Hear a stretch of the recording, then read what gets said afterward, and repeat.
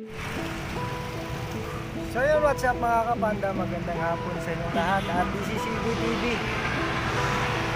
Mayroon lang tayong issue ngayon sa ating delivery. Kala ko kasi pag na-registered na yung mga SIM card or na magiging ayos na yung SIM card registration, iwas fake booking na tayo. Kasi nga naka-registered na yung mga tao, pati yung pangalan ng mayari yung SIM card. Pero ba't ngayon meron pa rin ganito?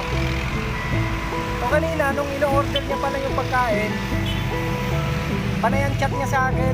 Nasa-chat ko siya, nakaka-chat ko pa. At panay ang reply niya, tanong ng tanong. Sinabi niya yung location.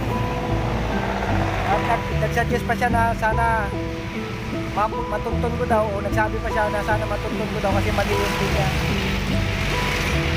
Habang pinipick up ko na po yung pagkain niya, ayan, ano siya, responsive siya sa pag-chat o active siya. Ngayon po, nung na-pick up ko na, paparating na ako, papunta na ako rito, nagsabi na ako na on the way na ako. 3 minutes na lang yung aking binigay sa kanyang oras. Nag-reply pa siya, ito yung sabi niya. Tinatanong niya kung malapit pa daw ako, malapit na daw po ako. So sabi ko, 3 minutes na lang. So last na chat niya na yun. Ngayon pagdating ko dito sa mismong saktong lokasyon, kinatuli siya na nandito na ako. So wala siyang sin, hindi niya sinisin. Ilang chat na ako na nag-I'm here na paulit-ulit, papakita ko mamaya. Hindi niya na po tinitingnan yung message. So hindi ko alam kung fake booking to o nanluloko talaga tong customer na to kasi eto, pinin niya rito sa sa isang hotel dito sa May Binyan, sa El Rancho. Nandito na ako, naghihintay ako sa kanya, sa reply niya. Ang masakit dito, paid on COD. So 600 plus na item, 4 na pirasong parang Milo, ano lang to eh.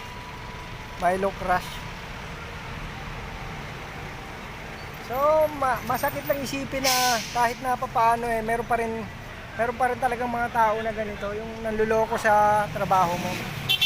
Katulad yan, nag-effort ka, pick upin, dalhin rito, sobrang init, tinatakbo mo, dadalhin mo para sa kanila, pero pagdating dito, wala sila. So yun, nakita nyo, papakita ko sa inyo mamaya yung mga combo namin, tsaka yung reply niya.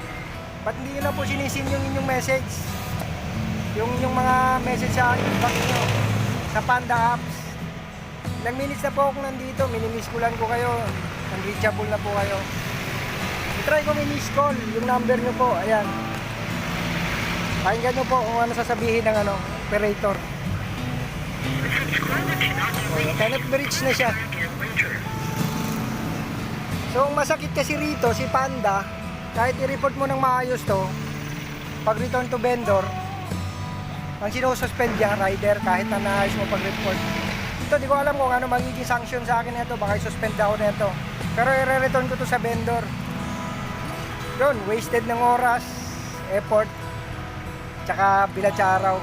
So shoutout sa mga walang magawang mga mga customer na di iniisip na nakakaabala, nakakaloko, tsaka na bad trip, nakakasira kayo ng araw mga idol. Okay, booking to for sure. Kasi ayaw niya sumagot, naririnig nyo, nagme-message na po si Panda. Hindi ko maintindihan kung bakit nila ginagawa to.